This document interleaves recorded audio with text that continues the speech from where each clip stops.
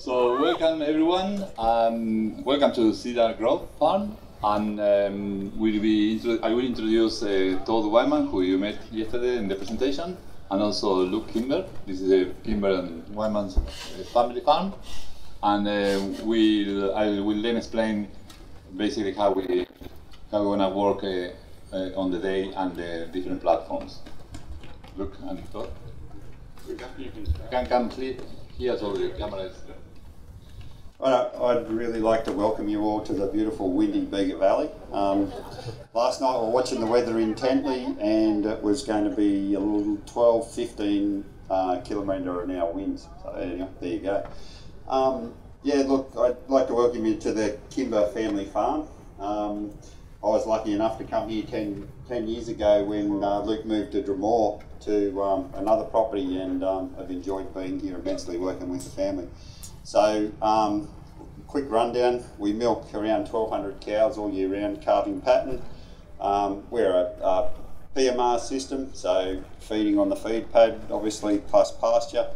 Probably a challenge for us is obviously with our pasture seasonally in the Bega Valley, it's very hard to keep that consistent. So that's something we're learning and working with all the time, just to keep things a bit on an even plane. So we're producing around 12 million litres a year. We probably would have beat that this year, but we had 6 weeks of intense humidity, I suppose, here for us in sort of February, March, which we don't normally get. It's not normally wet around that time of year, so that knocked us back a fair amount. And we've learned a lot from little challenges like that just this year alone. So I think there is around 308 hectares of irrigation here, centre pivot, there's travellers, fixed and bike shift, and we have about 100 hectares of dry land that are loafing paddocks and dry runs as well on top of that. And yeah, that's about that, and Luke will give you a quick rundown. I think he's covered it. Yeah, so I'm Luke, and another place at Kimber. There's a feed supply farm for here. So it's 800 hectares on the Murrumbidgee with a lot of water and secure water. We only have a few weeks of the year where it gets a bit tight. So primarily we bought that to grow corn and lucerne for the dairy. After probably the first 2 years we got a bit of excess, so we sell probably 50% into the horse market, little bales into Canberra. We send about 2.5 kilos of dry matter a cow a day to the herd diet here, just for a rough idea of how much comes down, plus corn. So we've got very little flood risk at home up there, so we've been growing about similar hectares to what they grow corn down here, probably 30 to 40. But we have to grow a short variety, so we don't get the tons that they get down here out of the longer varieties. So yeah, we've got 400 hectares of irrigation up there, mostly centre pivot. It was an ex-veggie farm, and it's got little fixed sprinklers on a 12-metre grid that they grew lettuce and all those soft leafy veggies under. We've got loosening all that now. There's nothing to see out there at the moment. It's just like dirt pretty much because it gets fairly cold. But yeah, we work on probably about a 7-month growing season, so we put as much water on as we can to maximise that.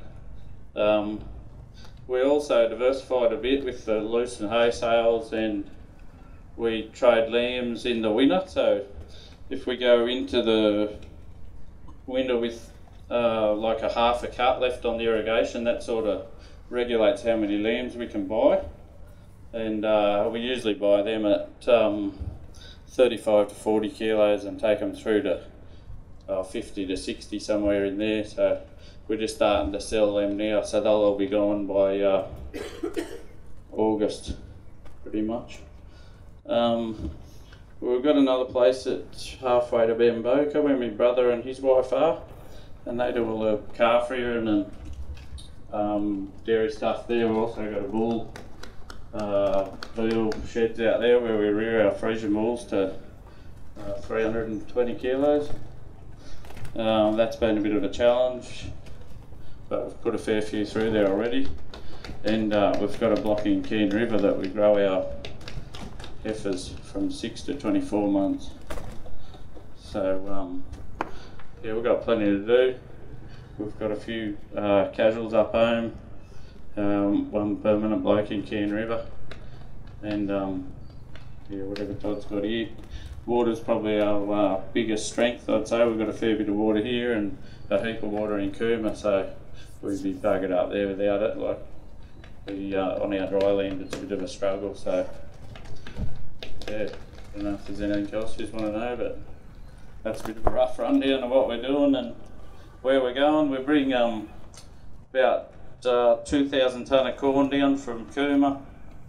We're just trying to keep the diet down here as consistent as we can every day of the year, so we use corn and lucerne for that. So if we're short of grass, we up the lucerne. We're using square bale silage for lucerne, just for the ease of carting it. We make it about 50% dry matter, and in big squares they go about 900 to a tonne, and then we truck that down twice a week. So the whole idea of that place was to keep our diet consistent when the grass fluctuates, because we get a fair bit of that here. So yeah, yep. Luke, you were saying, Todd was telling us all yesterday how the effluent is being put out over this farm, this collection of farms. Yep. Is there, you're getting a lot of nutrient movement from up the top to down here. Is any of the effluent or other stuff going back up? Yeah, it needs to. Yeah, we've been using a fair bit of chook shit up there, and we do a bit of compost, but it's fairly rough because we don't have the supply of the manure that they've got here. But once we get this compost turner, I think sort of the degree that we'll probably start to backload our grain trucks with that to get that nutrient back up there. So because our place was veggies, it was the soil structure was pretty much destroyed. It's like powder. So lucerne's been good for that because it's had like a 5-year spell. So we're only doing like lucerne's our priority because we can do other things with it, like we can sell it as well. But then we double crop corn and cereal, and yeah, we don't grow the tonnes. We probably only get 17 tonnes of dry matter out of our corn, but then we might get 5 to 6 tonnes off a cereal crop, and we do that twice and then go back into lucerne. So that creates a bit of a rotation for us. So yeah, the challenge is, I think, that we need to try and keep our lucerne stands probably 4 to 5 years. We've let some get out to 6, but the production really does drop off. Even though it looks good, the tonnes per hectare drop off. So yeah. One for you. Yep. What is next? What are your goals going forward? Retire next. I don't know. Dad's a pretty strong driver. He's away at the moment. That's why they're not here. But yeah, he's pretty keen to just keep going. But yeah, I don't know. We've all sort of got our own areas that works pretty good. So yeah, what happens here, and what happens up there sort of happens. It all goes through like Dad's office still. So I suppose that'll be the next thing we'll have to look at as to what we do long term and stuff like that. But at the moment it's working pretty well. Everyone's got their own areas. And just expand on that, like say succession planning is obviously in your mindset. Yeah, what's that, sorry? Yeah, succession planning, he said. We've had a couple of goes at it and with different people, but haven't really got much out of it, and then we've just started with another bloke, so yeah, hopefully something will come out of this one. So that's the silent killer of our industry, not having that conversation early. Yeah, for sure. Yep. Yeah, we've got a few ways we could go about it, I guess. So it's just everyone will have to agree on it, and then we'll move on. So. But we do realise, as a family unit, we do communicate very well. Like we're always bouncing off each other consistently. Anyone's only ever a phone call away, and those calls are made every day. So, yeah, we sort of see us stronger together than divided. There's no doubt about that.